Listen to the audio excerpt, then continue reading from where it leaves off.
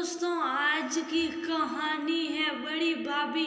आपका पति कमाता नहीं है, इसलिए हमारे घर में आपकी इज्जत नौकरानी वाली होगी। दोस्तों, कहानी शुरू करने से पहले अगर आपने हमारे चैनल को अभी तक सब्सक्राइब नहीं किया हो तो कर लीजिए, ताकि आपके पास पहुंचे हर नया वीडियो। वर्मा परिवार की बेटी निया की सगाई होने जा रही थी। परिवार में भाई भाभी सब तैयारी में लगे हुए थे।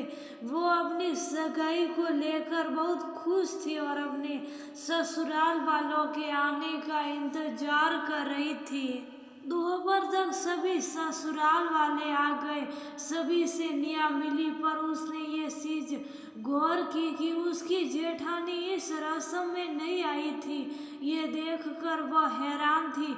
निया की सगाई विनीत से होने जा रही थी। विनीत ने तो बताया था कि उसके बड़े भैया सुमित और भाभी रचना भी हैं, और इससे आगे उसने कुछ नहीं बताया। हालांकि ये सगाई जल्दबाजी में हो रही थी।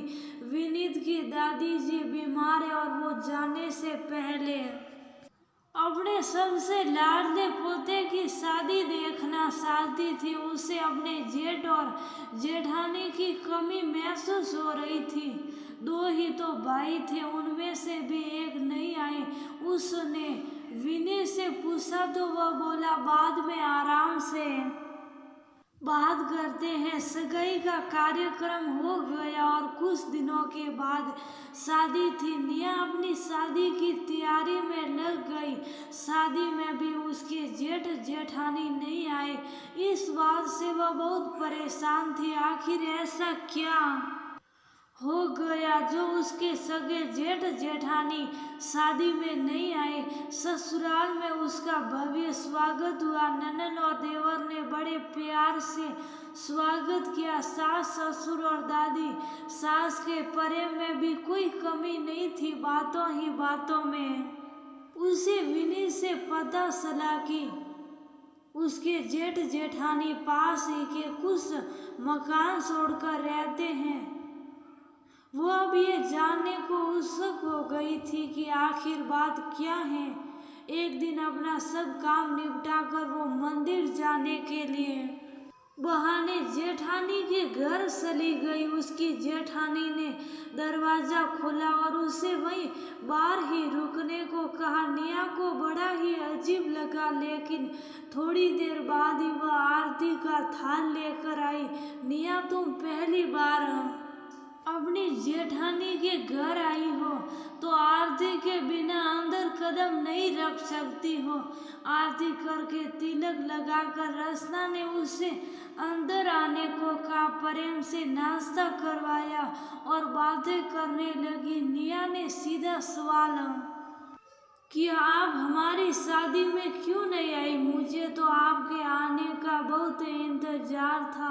रचना थोड़ा दुखी स्वर में बोली, आने का न्योता नहीं मिला, वरना तो जरूर आती, पर मैं भी क्या करूं, अपनी गृहस्थी बसानी सही तो ससुराल वालों से दूर हो गई, और मैं क्या करती, सब मुझसे नाराज हो गए हैं। तुम्हारे भैया और मुझसे रिश्ता ही तोड़ दिया। रचना की आंखें भर आई।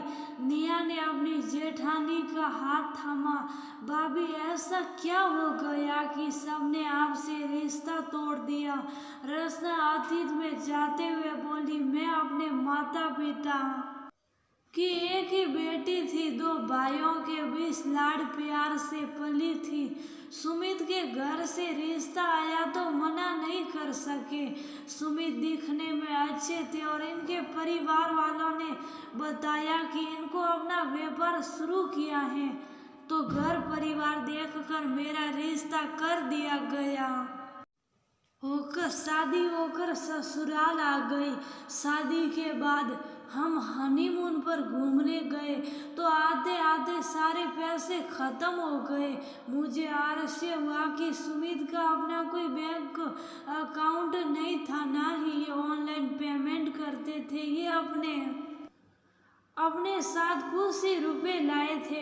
मैं सब समझ गई थी कि सुमित कुछ करते नहीं हैं और अपने पापा से रुपए लेकर काम चलाते हैं। मैंने सुमित से कहा कि आपने मुझसे झूठ क्यों बोला कि आप अच्छा कमा लेते हैं। इस तरह तो जिंदगी नहीं चल सकती है। कुछ दिनों बाद मुझे पता चला कि मैं गर्भवती हूँ और अब मुझे डॉक्टर के दिखाने जाना, दवाइयाँ लाना और खान पान का ध्यान रखना, बहुत से खर्चे थे जो मुझे खुद ही भारी लग रहे थे। अब मैं चाहती थी कि मेरे पति कमाए और अपने होने वाले बच्चों का खर्चा उठाए। परिवार में दोनों देवर अच्छा कमा रहे थे और ससुर जी भी नौकरी करते थे। मुझे बहुत बुरा लगता था कि मेरे पति सबके नौकर जैसे बने हुए थे, जिसने जो कहा वो काम कर दिया। जब पत्नी का पति कमाता नहीं है तो उसकी घर वालों के सामने कोई इज्जत नहीं रह जाती है। मैंने इनको नौकरी करने के लिए कहा और दूसरे शहर में मेरे भाई की कंपनी में काम करने को भेज दिया। यहाँ सब घर वालों का काम अटक गया। सबने मुझ पर इल्जाम लगाया कि मैंने परिवार से बेटा अलग कर दिया और मुझे अलग घर बसाना था। मैंने 9 महीने सब सुमित वहाँ से कमाकर पैसे भेजने लगे। जब अच्छे से काम सीख गए तो मेरे भाई की सिफारिश से उनको इसी शहर में नौकरी मिल गई। मुझे इज्जत से रहना था तो मैंने अलग रहने का फैसला किया, क्योंकि दोनों देवर की कमाई के मुकाबले सुमित कम ही कमाते थे। बस तभी से सबने हमसे रिश्ता तोड़ दिया और ये कहकर रचना रोने लगी।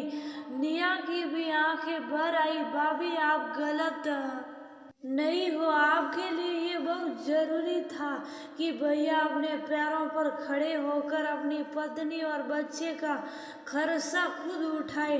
मम्मी जी को तो गर्व होना चाहिए कि उनका बेटा अपने पैरों पर खड़े होकर अपनी जिम्मेदारी उठा रहा है। भाभी, होली आ रही है और अब ये रंग रिश्तों में रंग भरने का समय आ गया है।